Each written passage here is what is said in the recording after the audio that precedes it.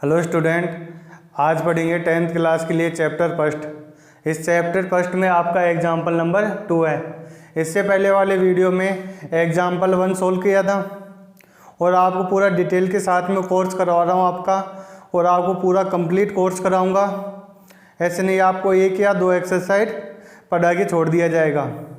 आपको इंग्लिश का भी आपकी कंटिन्यू क्लास हो रही है, तो इंग्लिश का भी आपको पूरी ग्रामर और पूरी आपकी 10th क्लास की बुक करवाई जाएगी, और मैथ का भी आपका सारे टॉपिक करवाए जाएंगे। एक भी टॉपिक आपका छोड़ा नहीं जाएगा, यानी कि आपको रेगुलर आपकी 1 या 2 क्लास मिलती रहेंगी आपको। अब देखो, इसको क्वेश्चन को सोल्व करते हैं। आपका एग्जाम्पल नंबर 2 है, दर्शाइए कि प्रत्येक धनात्मक सम पूर्णांक 2q के रूप का होता है। यानी कि आपका धनात्मक सम पूर्णांक, पहले तो आपको ये समझना है कि धनात्मक पूर्णांक क्या होते हैं। अब देखो, मैंने आपको लिखाया था सारे पॉजिटिव नंबर होते हैं, यानी कि धनात्मक संख्या है, जैसे 1 हो गया, 2 हो गया, 3 हो गया, 4 हो गया, 5 हो गया, 6 हो गया, और इन्फिनिटी तक जो भी संख्याएं आती है वो धनात्मक सम पूर्णांक यानी कि धनात्मक पूर्णांक आती है। अब देखो, कुछ संख्याएं होंगी, देखो इधर लिख के समझा देता हूँ आपको। धनात्मक पूर्णांक, धनात्मक पूर्णांक देखो 1 भी होता है, 2 भी होता है, 3 भी होता है, 4, 5, 6, 7 अप टू इन्फिनिटी तक, यानी कि कहीं तक भी नंबर लिखते जाओ, ये सारे धनात्मक पूर्णांक होते हैं। अब देखो, धनात्मक पूर्णांक में कुछ तो आपके सम नंबर होंगे और कुछ विषम नंबर होंगे। अब देखो, सम नंबर किसे कहते हैं? सम नंबर वो होते हैं जिसमें 2 का डिवाइड कंप्लीट हो जाए, यानी कि 2 का भाग पूरा पूरा चला जाए, उसे क्या बोलते हैं? सम संख्या। और विषम संख्या उन्हें बोलते हैं जिसमें 2 का भाग पूरा पूरा नहीं जाता है। जैसे अब देखो, 2 को देखोगे ये सम संख्या है, अब 3 को देखोगे इसमें 2 का डिवाइड नहीं होता है, तो ये क्या हो जाएगी? विषम संख्या। ये क्या हो जाए? ये सम संख्या है और ये विषम संख्या है, और ये सम हो जाएगी, यानी कि 2 का भाग पूरा पूरा जाता है, वो संख्याएं सम संख्या होती हैं। जिसमें 2 का भाग पूरा पूरा नहीं जाता है वो संख्याएं विषम संख्याएं होती हैं। आ गए इतना समझ में? उसके बाद में आगे क्वेश्चन सॉल्व करेंगे। अब क्वेश्चन में देखो, आपको यूक्लिड विभाजन प्रमेय की सहायता से सॉल्व करेंगे। इसके लिए अपन पहले यूक्लिड विभाजन प्रमेय लिखेंगे, ठीक है।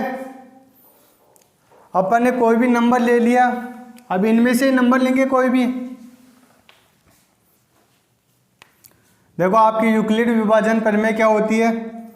यूक्लिड विभाजन प्रमेय लिखेंगे पहले, a = BQ + R, ये आपकी यूक्लिड विभाजन प्रमेय होती है। अब देखो, ये आता है B आता है, इसे क्या बोलते हैं? भाजक बोलते हैं। इसे क्या बोलते हैं? भाजक। जिस नंबर का डिवाइड करते हैं उसे भाजक बोलते हैं। और ये क्या हो जाता है आपका? जिस नंबर में भाज्य होता है। देखो, एक कोई भी नंबर ले लेते हैं, ये a अपन मान लेते हैं, माना a = धनात्मक पूर्णांक, यानी कि कोई भी पूर्णांक नंबर ले लेते हैं। इन नंबर में से कोई भी नंबर ले लिया जो आपको मैंने लिख के बताए थे, 1, 2, 3, 4, 5, उनमें से एक कोई नंबर है। अब देखो, आपका b क्या हो जाएगा? अब देखो, यहाँ 2q के फॉर्म में दे रखा है, तो b की वैल्यू हो जाएगी आपके पास 2, यानी कि ये भाजक है। q अपन देख लेंगे, q क्या होता है। देखो, इसमें देखो a यहाँ पे लिखते हैं, तो यहाँ पे मान लो मैं 8 लिख देता हूँ, और यहाँ पे 2 का डिवाइड कर रहा हूँ, तो यहाँ पे जो भी नंबर आएगा, मान लो 4 टाइम हो रहा है, 5 टाइम हो रहा है, वो आपका आ जाता है।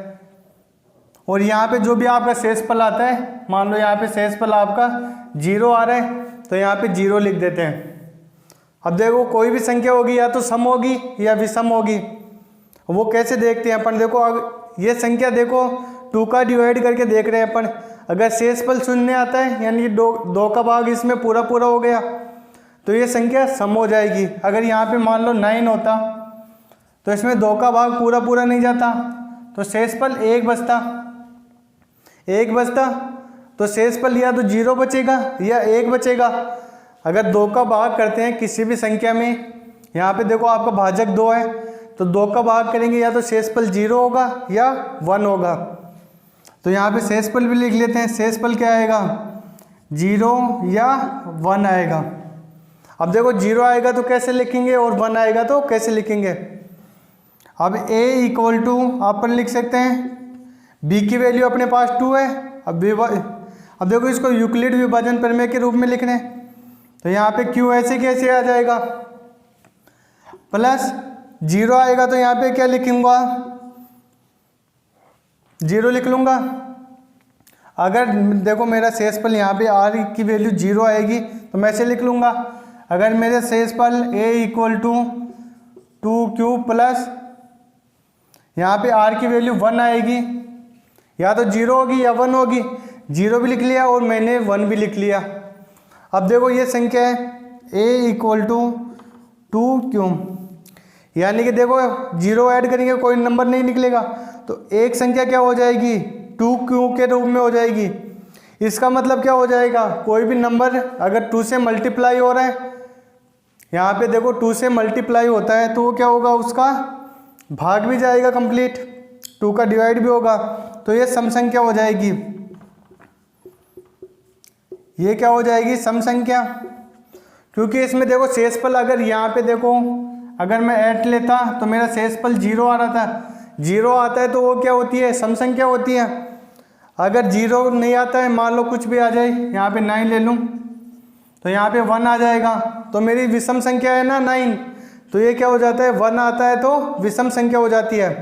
तो a equal to 2q plus 1 होगा, तो यह विषम संख्या होगी। आ गया दोनों समझ में। अगर शेषफल 0 आता है तो क्या होती है, सम संख्या, और आपका शेषफल 1 आता है तो विषम संख्या होती है। ये चीज़ आपके समझ में आ गई। अब देखो अब लास्ट में आंसर लिख देंगे, a इक्वल टू 2q सम संख्या है, सम संख्या है। अब देखो a equal to 2q plus 1 विषम संख्या है। ये क्वेश्चन आपके समझ में आ गया होगा। देखो अपन ने क्या किया, यूक्लिड विभाजन प्रमेय का प्रयोग किया। उसमें आपको देखो b की वैल्यू 2 दे रखी है, कोई भी एक धन पूर्णांक ले लेते हैं a की वैल्यू, तो a equal to 2q plus 1, यानी कि 0 आपका शेषफल आएगा, या तो 0 आएगा या 1 आएगा। अगर 0 आएगा तो वह सम संख्या होगी, अगर 1 आएगा तो विषम संख्या होगी। इसको लिखेंगे तो इस रूप में लिखेंगे, तो आपका प्रूफ हो गया, धनात्मक समपूर्णांक 2q के रूप में हो गया। तो अपने भी क्या आ रहा है, 2q आ रहा है, और प्रत्येक धनात्मक विषम पूर्णांक 2q प्लस 1 के रूप में होता है। तो यहाँ पे देखो आपका भी 2q प्लस 1 आ रहा है, यानी कि कोई भी आपका विषम संख्या होगी तो 2q प्लस 1 के रूप में होगी। ये क्वेश्चन आपके आराम से समझ में आ गया होगा। बस आपको यही ध्यान रखना है, अगर अपन 2 का डिवाइड कर रहे हैं तो आपका शेषफल 0 होगा या 1 होगा, तो एक बार 0 की फॉर्म में लिख देना है और एक बार 1 की फॉर्म में लिख देना है। और नेक्स्ट क्लास में आपका एग्जाम्पल नंबर 3 सॉल्व करते हैं।